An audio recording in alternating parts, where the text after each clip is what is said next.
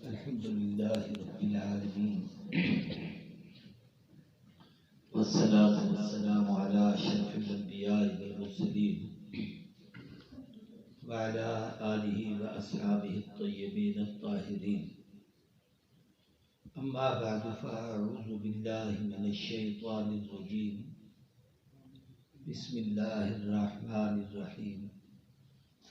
يا أيها الذين آمنوا إذا قمتم إلى الصلاة فاغسلوا وجوهكم وأيديكم إلى المرافق وامسحوا برؤوسكم وأرجلكم إلى الكعبين. صدق الله العظيم.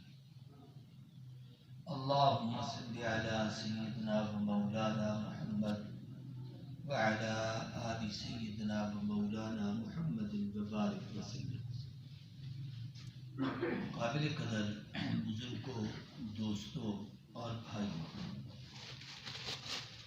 جمعۃ المبارک دراصل یہ تعلیم بالغان کا ایک سینٹر ہے، درس ہوتا ہے. جو لوگ روزانہ دینی مسائل پڑھ نہیں سکتے، سمجھ نہیں سکتے، بیٹھ نہیں سکتے، آ نہیں سکتے، کام کاج میں مصروف ہوتے ہیں، تو شریعت محمدیہ میں جمعہ کا دن اس لیے رکھا گیا ہے کہ عالم جمعہ پر جو واعظ و نصیحت کرے اس میں عقائد، مسائل، اعمال، اخلاق، عبادات اور ضرورت کی چیزیں بیان کرے، لوگ اس کو توجہ سے سمجھیں اور سنیں اور اپنی زندگی کو اس کے مطابق سنواریں.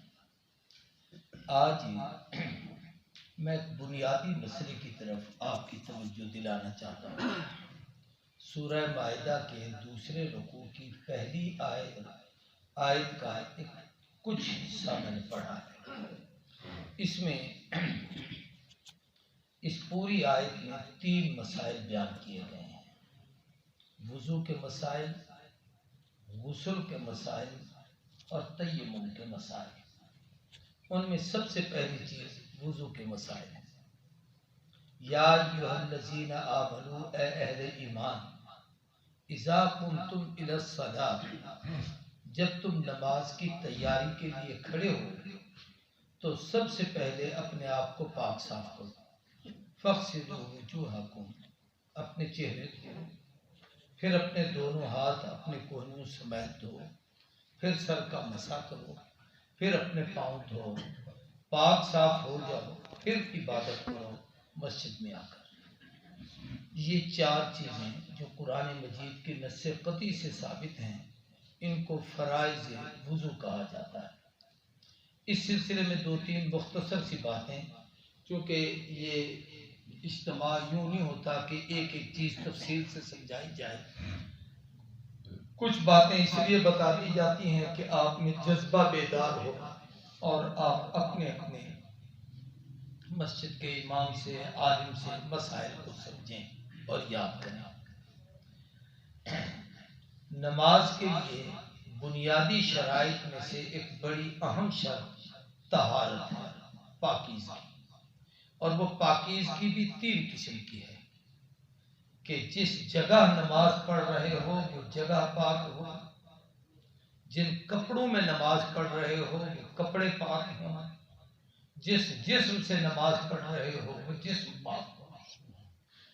تو لباس کی طہارت، جگہ کی طہارت اور وجود کی طہارت. اب جو آدمی کے وجود کی طہارت ہے، پھر اس کی 2 قسمیں ہیں. کچھ طہارت ایسی ہیں جن میں غسل ضروری ہے کہ جب تک وہ نہائے نہ، دھوئے نہ، اس وقت تک وہ آدمی پاک نہیں ہو سکتا. اور کچھ طہارت ایسی ہے جس میں غسل تو ضروری نہیں لیکن اس کے لیے وضو ضروری ہے. وضو یہ عربی زبان کا لفظ ہے اور یہ واو کے پیش کے ساتھ ہے. عام طور پر لوگ وضو کہتے ہیں، وضو لفظ نہیں ہے، بلکہ وضو پانی کو کہا جاتا ہے. وضو زیر کے ساتھ اس برتن کو کہا جاتا ہے جس میں وضو کا پانی ڈالا جائے. وضو اس عمل کو کہا جاتا ہے جو کیا جاتا ہے اور اس سے آدمی پاک ہوتا ہے. وضو، وضو، وضو وضو کہتے ہیں پانی کو، وضو کہتے ہیں اس برتن کو جس میں پانی ڈالا جاتا ہے۔ پہلے زمانے میں، اب بھی ہمارے ہاں لوٹے بھی ہوتے ہیں اور وہ مٹی کے بنے ہوئے استاوے ہوتے تھے، یا کسی برتن میں پانی ہو تو جس میں پانی ہے وہ وضو ہے۔ اور پھر اس طریقے سے یعنی وہ پانی وضو ہے، جس میں ہے وہ وضو ہے۔ جب آپ اس کو کرنا شروع کریں گے تو یہ وضو ہوگا۔ تو اس لیے ایک تو ہمیں صحیح تلفظ ادا کرنا چاہیے کہ ہم وضو کر رہے ہیں، میں وضو سے ہوں، وضو لفظ نہیں ہے۔ ایسے ہی ہمارے ہاں عام طور پر نماز کو لوگ نماز کہتے ہیں، نماز پڑھ رہا ہوں، میرا نماز کا ارادہ زیر نہیں ہے، اس پہ زبر ہے نماز۔ تو یہ وہ چیزیں ہوتی ہیں جو ہوتی تو چھوٹی چھوٹی ہیں، لیکن ان میں معنوں کی تبدیلی ہو جاتی ہے، مفہوم غلط ہو جاتا ہے۔ تو ہم نے جب یہ وضو کرنا ہے، وضو شریعت کا وہ طریقہ جو نماز کے لیے ہر مسلمان پر ضروری ہے کہ اس کو ادا کرے، اسے وضو کہا جاتا ہے۔ اس وضو میں کچھ چیزیں فرض ہیں، کچھ چیزیں سنت ہیں، کچھ چیزیں مستحب ہیں جن کو آداب وضو کہا جاتا ہے، اور کچھ چیزیں وہ ہیں جن سے وضو ختم ہو جاتا ہے، ٹوٹ جاتا ہے، ان کو نواقض وضو کہا جاتا ہے۔ اور کچھ احکام وہ ہیں جو وضو کے جن کے لیے وضو شرط ہے، اگر وضو نہ ہو تو وہ کام آپ نہیں کر سکتے۔ ان میں سے دو تین چیزیں عرض کرنا چاہتا ہوں۔ وضو ایک تو نماز کے لیے ضروری ہے کہ بغیر وضو کے نماز ادا نہیں ہوتی۔ دوسرا، آپ نے سجدہ تلاوت کرنا ہے قرآن مجید پڑھتے ہوئے، اگر سجدے کی جگہ آ گئی اور سجدہ کرنا ہے تو اس کے لیے وضو ضروری ہے۔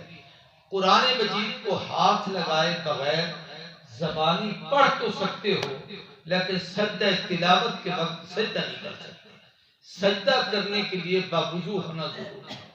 اس لیے بعض علماء نے تو بڑا سخت لکھا ہے کہ جو بغیر وضو کے سجدہ کرتا ہے وہ کفر کرتا ہے، اس کو اپنے ایمان کی اور نکاح کی تجدید کرنی چاہیے۔ بعض لوگ بغیر وضو کے نمازیوں کے ساتھ کھڑے ہو جاتے ہیں، رکوع کر لیتے ہیں، لیکن جب سجدہ کریں گے تو یہ اتنا بڑا گناہ کریں گے جیسے کفر کر رہے ہیں۔ اس لیے سجدہ بغیر وضو کے یہ جائز نہیں ہے۔ ایسے ہی نماز جنازہ کے لیے وضو ضروری ہے۔ قرآن مجید کو چھونے کے لیے، اس کی تلاوت کرنے کے لیے جب آپ اس کو ہاتھ میں لے کے بیٹھیں گے، ہاتھ لگائیں گے تو باوضو ہونا ضروری ہے۔ اسی طریقے سے کعبۃ اللہ میں جب آدمی حج یا عمرے کے لیے جاتا ہے، حج اور عمرے کا جب طواف کرتا ہے تو اس وقت اس کا باوضو ہونا یہ واجب ہے۔ اگر وضو نہیں تو اس کا وہ حج اور عمرے کا طواف نہیں ہوگا۔ یہ چند ایک وہ باتیں بتائیں جن کے لیے وضو کرنا بہت ضروری ہے۔ اب میں وضو کے متعلق ایک آدھ حدیث بیان کرتا ہوں، پھر میں وضو کا طریقہ آپ کو بتاتا ہوں، اتنی دیر میں وقت بھی پورا ہو جاتا ہے۔ حدیث پاک میں وضو کی بڑی فضیلتیں ہیں۔ سیدنا ابو ہریرہ رضی اللہ تعالیٰ عنہ سے مروی ہے کہ نبی کریم صلی اللہ علیہ وسلم نے ارشاد فرمایا کہ میرا کوئی امتی جب وضو کرتا ہے تو جسم کے جس حصے کو دھوتا ہے وہاں کے اس کے سارے گناہ دھونے کی وجہ سے جھڑ جاتے ہیں۔ اس سے مراد وہ گناہ ہیں جو اللہ کے حق میں اس نے گڑبڑ کی ہے۔ اگر بندوں کا کوئی حق کھایا ہے تو وہ عند اللہ معاف نہیں ہوگا جب تک اس کو ادا نہ کیا جائے۔ اور حقوق اللہ میں بھی فرائض نہ ہو، یعنی نماز چھوڑی ہے، روزہ چھوڑا ہے، یہ چیزیں معاف نہیں ہوگی۔ ہاں باقی ہلکی پھلکی کوتاہیاں، کمیاں، آنکھ سے کوئی گناہ ہوا، زبان سے کوئی گناہ ہوا، ہاتھ سے کوئی گناہ ہوا، پاؤں سے کوئی گناہ ہوا، چلتے پھرتے کوئی گناہ ہوا، یہ گناہ معاف ہو جاتے ہیں وضو سے۔ بعض بزرگوں کے واقعات سے پتہ چلتا ہے کہ وہ ان گناہوں کو پانی میں بہتا ہوا محسوس بھی کرتے تھے۔ اس لیے جو بڑے یعنی نفاست والے اہل اللہ گزرے ہیں وہ وضو کرنے سے پہلے اپنے جسم کے کپڑوں کو محفوظ کر کے اوپر ایک چادر باندھ لیتے ہیں تاکہ وضو مائع مستعمل کہ وضو میں جو پانی ہم استعمال کرتے ہیں استعمال شدہ پانی کے چھٹے ہمارے ان کپڑوں پر نہ پڑیں. اگرچہ کپڑا ناپاک نہیں ہوتا لیکن اس میں گناہ والے پانی کے قطرے تو پڑ جاتے ہیں تو وہ نفاست کے خلاف ہے، حرام نہیں ہے. نماز ہو جائے گی، وضو بھی ہو جائے گا، لیکن وہ اس کا احتیاط کرتے تھے. تو وضو کرنے سے پہلے ایک بات تو یہ ہے کہ افضل وضو وہ ہے جو گھر سے کر کے مسجد آیا جائے، اس لیے کہ وہاں سے وضو کر کے جتنے قدم آپ چلیں گے ہر قدم پر آپ کو یوں سمجھ لیجئے ایسے اجر لکھا جائے گا جیسے آپ احرام باندھ کر بیت اللہ کا طواف کرنے جا رہے ہیں. اتنی بڑی فضیلت ہے، تو ہر قدم پر یہ اجر ملتا ہے.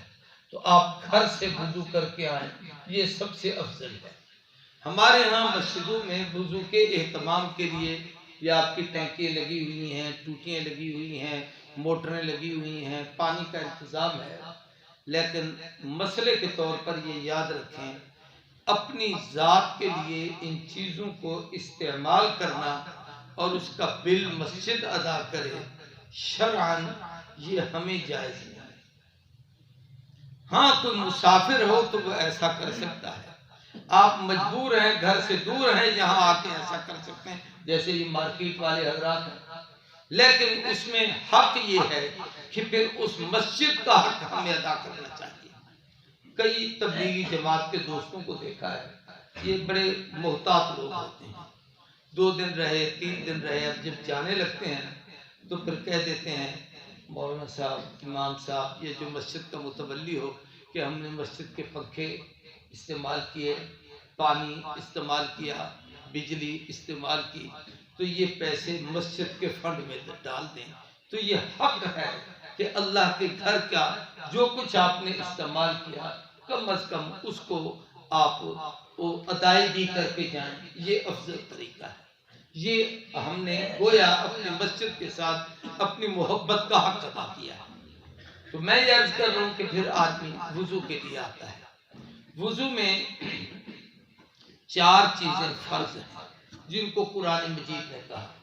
فرمایا یا ایھا الذین آمنوا اے اہل ایمان اذا قمتم الی الصلاۃ فاغسلوا وجوہکم جب تم کھڑے ہو نماز کے لیے تو اپنے منہ دھو.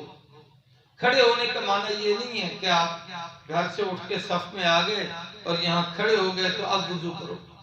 کھڑے ہونے سے مراد علماء نے اس کا ترجمہ لکھا ہے اذا اردتم الی الصلاۃ نماز کی نیت کی ہے، ارادہ کیا ہے اذان ہونے والی ہے اب میں وضو کر لوں، اذان ہونے والی ہے مسجد میں جانے کی تیاری کر لوں، اذان ہو گئی ہے میں مسجد میں چلا جاؤں. اب جب آپ آنے کا ارادہ کریں تو مسجد میں آنے سے پہلے افضل یہ ہے کہ آپ وضو کریں. اس لیے یہ ایک مسئلے کی بات اور عرض کر رہا ہوں کہ جتنی مسجد کی وضو کی جگہیں ہوتی ہیں جہاں جہاں ٹوٹیاں لگی ہوتی ہیں ہم وضو کرتے ہیں شرعاً وہ جگہ مسجد کی حد سے باہر ہوتی ہے. بے شک وہ مسجد میں کیوں نہ ہو، ہماری یہ ٹوٹیاں مسجد میں لگی ہوئی ہیں، لیکن شرعاً جہاں بیٹھ کر ہم وضو کرتے ہیں یہ جگہ مسجد نہیں ہے. مسجد وہ ہے جہاں ہم نماز پڑھتے ہیں. اس لیے آپ مسجد میں داخل ہوئے تو سامنے کا یہ برآمدہ جہاں آپ جوتے اتارتے ہیں یہ مسجد میں شامل نہیں ہے.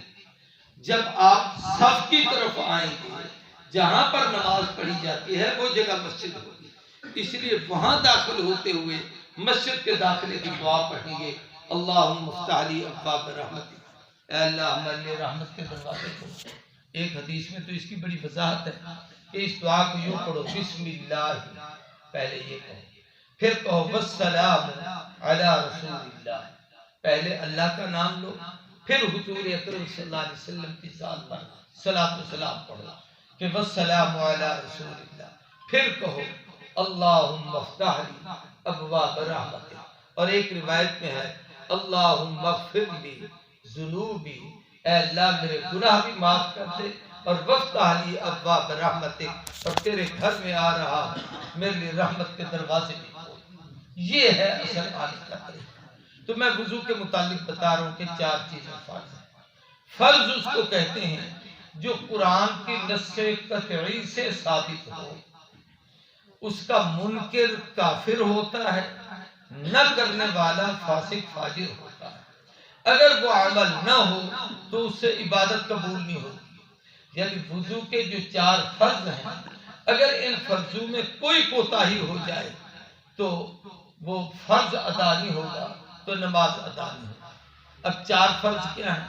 یا ایھا الذین آمنوا، اے ایمان والو، اذا قمتم الی الصلاۃ، جب تم نماز کی تیاری کے لیے کھڑے ہو تو اب تم پر 4 کام فرض ہیں۔ سب سے پہلا فرض یہ ہے کہ فاغسلوا وجوہکم، اپنے منہ دھو۔ منہ کی حد کیا ہے؟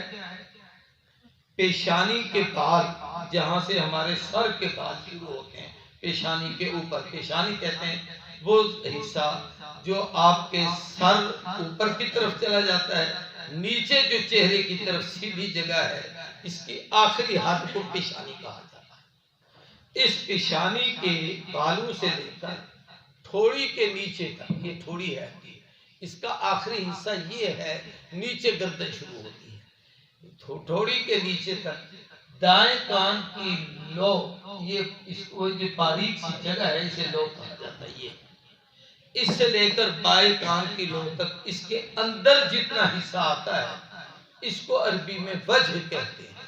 فاغسلوا وجوہکم، اپنے سارے منہ کو دھو۔ اب اس دھونے میں آپ کی آنکھیں آئیں گی، آنکھوں کی یہ جگہ آئیں گی جو کونے والی ہیں، یہاں پر پانی پہنچانا، آنکھوں کے اوپر پانی پہنچانا، نیچے پانی پہنچانا، ناک کے ساتھ بعض لوگوں کی ناک یوں پھیلی ہوئی ہوتی ہے تو اندر کی یہ جگہ ہوتی ہے، وہاں پانی پہنچانا۔ اسی طریقے سے وضو کرتے ہوئے اپنے منہ کو یوں بند نہیں کرنا چاہیے کہ ہونٹ اندر ہو جائیں۔ عام معمول میں آپ اگر منہ بند کرتے ہیں تو یہ جو ظاہر کا حصہ ہے اس پر پانی کا بہنا فرض ہے، اور اگر یوں کر لیا اور یہ ہونٹ پانی سے گیلے نہیں ہوئے تو آپ کا وضو نہیں ہوا۔ تو یہ پورے چہرے کو دھونا یہ فرض ہے، یہ پہلا فرض ہے۔ فاغسلوا وجوہکم۔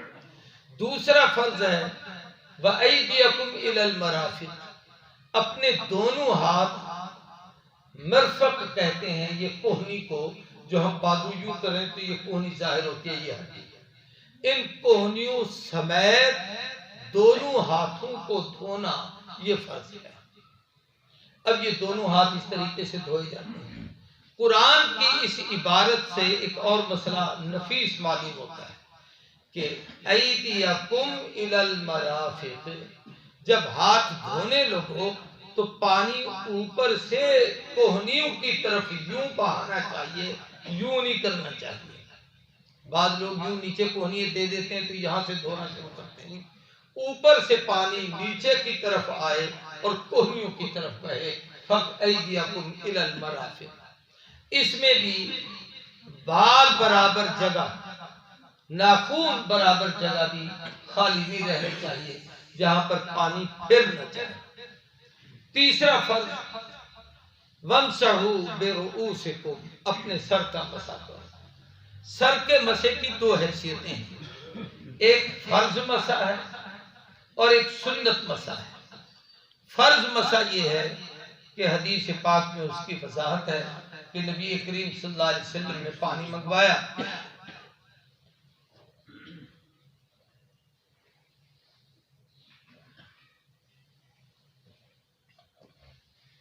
نبی کریم صلی اللہ علیہ وسلم نے پانی منگوایا اور پھر اس کے بعد آپ نے وضو فرمایا تو وَمَسَحَ عَلَى نَاسِيَتِهِ، آپ نے ناسیہ پر مسح کیا۔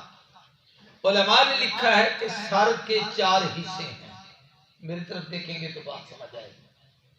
ایک حصہ ہے آپ کے اوپر سامنے کا حصہ، آگے کا، یہ وہ ہے جب آپ اپنا ہاتھ یوں پیشانی پر رکھ کے ایسے سیدھا کریں تو جہاں تک یہ ہاتھ جاتا ہے یہ سر کا آگے کا حصہ ہے، یہاں اس کو کہتے ہیں ناسیہ۔ دوسرا حصہ ہے دائیں جانب سے یوں رکھیں ہاتھ اور آخر تک لے جائیں۔ تیسرا حصہ ہے بائیں جانب سے یوں رکھیں ہاتھ اور یوں آخر تک لے جائیں۔ اور چوتھا حصہ ہے اس ناسیہ کے پیچھے کا حصہ جو گردن تک چلا جاتا ہے۔ یہ چار حصہ، ان میں جو فرض ہے جس کا مسح وہ یہ سامنے کا حصہ ہے۔ پورے سر کا مسح کرنا حدیث کی کتابوں سے ثابت ہے کہ وہ سنت ہے، اور اس مسنون مسح کا طریقہ یہ ہے کہ ان تین انگلیوں کو آپس میں ایسے ملا ہے، میری طرف دیکھیں، اور ان تینوں انگلیوں کو، تین دائیں ہاتھ کی، تین بائیں ہاتھ کی، درمیانی انگلی، اس کے ساتھ کی انگلی، اس کی چھوٹی انگلی، ان کو یوں سامنے ملا کر پیشانی کے اوپر رکھ کے ان کو آخر تک نیچے لے جائیں۔ اب یہ جو آپ کی ہتھیلیاں بچی ہوئی ہیں، ان ہتھیلیوں کے ساتھ یوں واپس لے آئیں۔ تو اب ادھر سے آپ گئے تو سامنے کے حصے پر بھی مسح ہو گیا، پچھلے حصے پر بھی مسح ہو گیا، جب واپس آئے تو دائیں بائیں دونوں طرف سے مسح ہو گیا۔ اب آپ کی شہادت کی انگلیاں بچ گئیں، آپ کے انگوٹھے بچ گئے۔ تو شہادت کی انگلیوں سے کانوں کے یہ جو اندر کا حصہ ہے اس کا یوں مسح کریں، جہاں نرم جگہ سے لے جائیں، جیسے کان یوں بنا ہوا ہے اسی طریقے سے لے جا کے اندر لے کے حتیٰ کہ سوراخ جو کان کا ہے اس کے اندر تک دونوں انگلیوں کو لے جائیں، اور پھر جو کانوں کا باہر کا حصہ ہے اس کے ساتھ آپ انگوٹھا یوں پھیریں گے، یہ آپ کے کانوں کا مسح ہو جائے گا۔ پھر یہ جو تین انگلیاں ہیں جن کے ساتھ آپ نے ادھر سے مسح کیا، اب اس کا جو پچھلا حصہ ہے اس کو اپنی گردن پر یوں پھیریں، لیکن یہاں سامنے نہیں، سائیڈوں پر اس طریقے سے۔ یہ میں تفصیل سے جب وضو کی کیفیت بتاؤں گا تو اس میں عرض کروں گا۔ تو تیسرا فرض یہ سامنے کا مسح ہے۔ چوتھا فرض ہے وَأَيْدِيَكُمْ، دونوں ہاتھ تم دونوں پاؤں دھو، وَاغْسِلُوا وُجُوهَكُمْ وَأَيْدِيَكُمْ وَامْسَحُوا بِرُؤُوسِكُمْ وَأَرْجُلَكُمْ إِلَى الْكَعْبَيْنِ، اپنے پاؤں کو دھو لو کعب تک۔ کعب کہتے ہیں اس ٹخنے کو، یہ جو ٹخنا ابری ہوئی جگہ ہے، یہ ٹخنے سمیت دھونا۔ علماء نے لکھا ہے اس کو اور زیادہ کر کے جسم کے حصے کو دھویا کرو۔ ایک حدیث میں آتا ہے نبی کریم صلی اللہ علیہ وسلم سے صحابہ نے پوچھا کہ قیامت کے دن آپ کی امت بہت بڑی ہوگی، 1,24,000 نبیوں کی امتیں بھی ہوں گی، تو پھر آپ اپنی امت کو کیسے پہچانیں گے کہ یہ میری امت ہے؟ تو حضور صلی اللہ علیہ وسلم نے فرمایا کہ اگر گھوڑوں کا استبل ہو اور وہاں بہت سارے گھوڑے بندھے ہوئے اور ان میں ایک گھوڑا ایسا ہو جس پر سفید نشان اس کی پیشانی پر بھی ہوں، اس کے سامنے کے پاؤں پر بھی ہوں اور پچھلے پاؤں پر بھی ہوں، تو اس کو پہچاننا مشکل ہوگا یا آسان؟ تو صحابہ نے کہا اللہ کے نبی اتنے گھوڑوں میں جب اس کے نشان ہیں، اس کو کہتے ہیں غر محجلات، یہ حدیث کا لفظ ہے کہ سفید نشانوں والا گھوڑا، کہا اس کو پہچاننا تو بہت آسان ہے، اس کے نشان دور سے بتائیں گے۔ فرمایا میں اپنی امت کو آدم سے عیسیٰ تک تمام نبیوں کی امتوں میں ایسے آسانی سے پہچان لوں گا جیسے تم اپنے گھوڑے کو پہچان لیتے ہو، اس لیے کہ میری امت کا فرد جب وضو کرتا ہے، چہرہ دھوتا ہے، بعض ہاتھ دھوتا ہے، پاؤں دھوتا ہے، اس کے اعضائے وضو قیامت کے دن یہ سورج کی طرح چمک رہے ہوں گے، جیسے گھوڑوں کے استبل میں اس گھوڑے کو پہچاننا آسان ہے، ایسے 1,24,000 نبیوں کی امتوں میں میں محمد اپنی امت کو ایسے پہچان دوں گا کہ ان کے اعضائے وضو چمک رہے ہوں۔ یہ بہت بڑی فضیلت ہے۔ یہاں ایک روایت اور عرض کرتا ہوں، سیدنا حضرت حسین رضی اللہ تعالی عنہ جو حضور اکرم صلی اللہ علیہ وسلم کے نواسے ہیں اور جناب سیدنا علی اور سیدہ فاطمہ الزہرا کے شہزادے ہیں، حضرت علی فرماتے ہیں، حضرت حسین فرماتے ہیں میں نے بہت ساری چیزیں اپنے نانا محمد الرسول اللہ صلی اللہ علیہ وسلم سے سیکھی. ان میں سے ایک چیز وضو بھی سیکھا. اور فرمایا ایک مرتبہ میں بیٹھا تھا تو میرے والد حضرت علی نے مجھے کہا حسین اٹھ. میں اٹھا. فرمایا جا پانی بھر کے لا. تو میں ایک برتن میں پانی لے آیا. پھر فرمایا میرے سامنے کہ یہاں بیٹھ اور میں وضو کرتا ہوں. پھر حضرت حسین کہتے میں والد کے سامنے بیٹھ گیا اور جناب سیدنا علی نے وضو کیا. اب وہ وضو کی عام ترتیب ہے جو بہت آسان ہے. اب یہ حضرت علی اور حسین کی روایت سے بہتر کسی کی روایت نہیں ہو سکتی. فرمایا ایک تو میرے والد قبلہ رخ بیٹھے.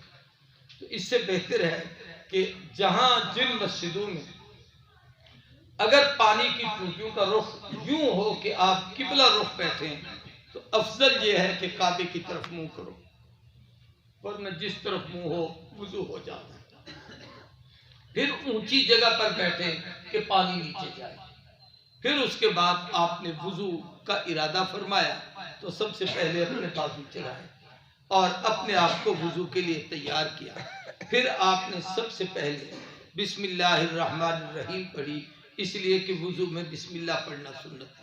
پھر وضو کا ارادہ فرمایا، یہ نیت کرنا سنت ہے. پھر اس کے طرف قبلے کی طرف منہ کر کے آپ نے پہلے اپنے ہاتھ ان پہنچوں تک دھوئے، دونوں ہاتھوں کو، اور اچھے طریقے سے دھو، حتیٰ کہ اپنی یوں انگلیوں میں انگلیاں بھی مارو. یہ اس کو اگرچہ خلال بھی کہا جاتا ہے لیکن اس سے یہ ہے کہ کوئی جگہ خالی نہ رہے. پھر اس کے بعد حضرت علی نے کلی فرمائی 3 مرتبہ. پھر اس کے بعد آپ نے اس سے مسواک بھی فرمایا، یا یہ ہے کہ مسواک پہلے کیا پھر کلی کی. پھر ناک میں پانی ڈالا 3 مرتبہ. پھر اس کے بعد اپنے ہاتھوں میں پانی لے کے اپنا چہرہ دھویا 3 مرتبہ. اور پھر اس کے بعد دائیں بازو کو دھویا کوہنی سمیت. پھر بائیں کو دھویا کوہنی سمیت. پھر پورے سر مبارک کا اس طریقے سے جو میں نے مسنون طریقہ ابھی آپ سے عرض کیا ایسے مسح کیا.